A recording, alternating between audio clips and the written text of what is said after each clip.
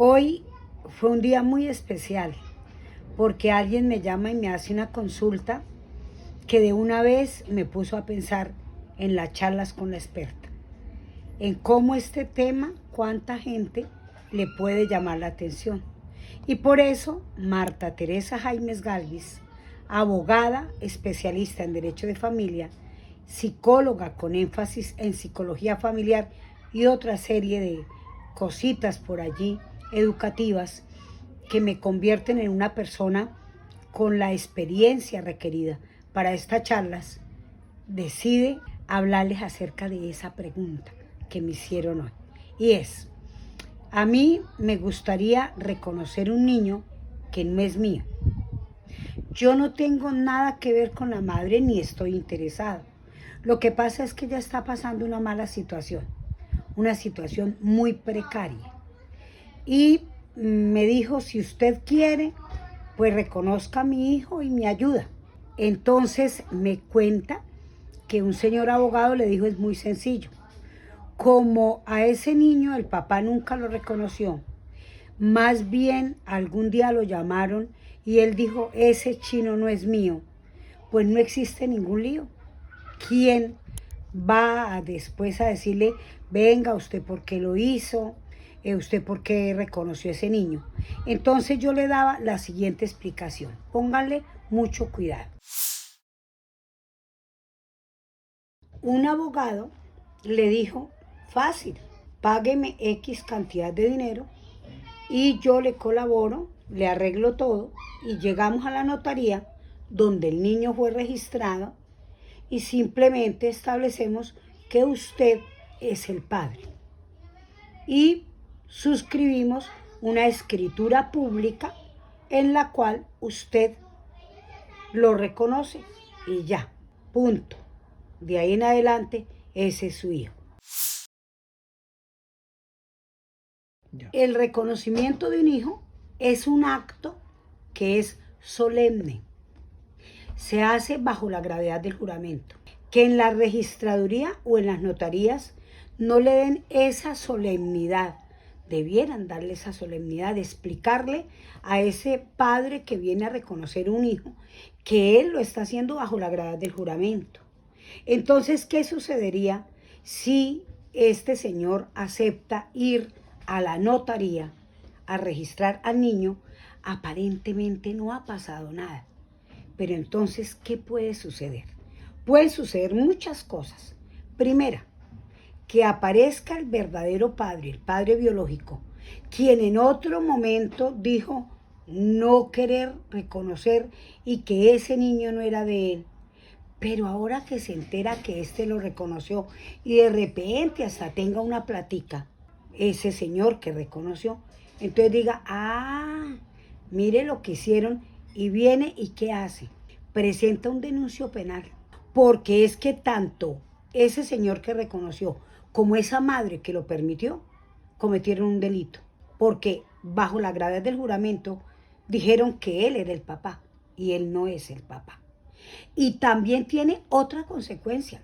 Ese señor padre biológico sí le provoca, porque ahora de repente sí le va a provocar, impugna esa paternidad para demostrar que él sí es el verdadero padre y tendrá también consecuencias. Igual las consecuencias pueden ser, en principio, que se aclare y que esa mamá pierda hasta los derechos de patria potestad.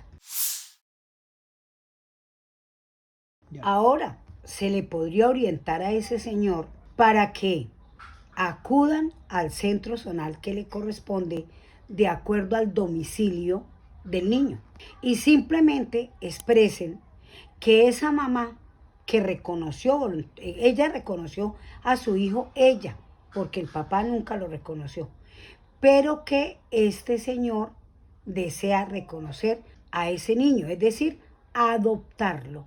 Y se inicia un proceso de adopción que tiene dos etapas.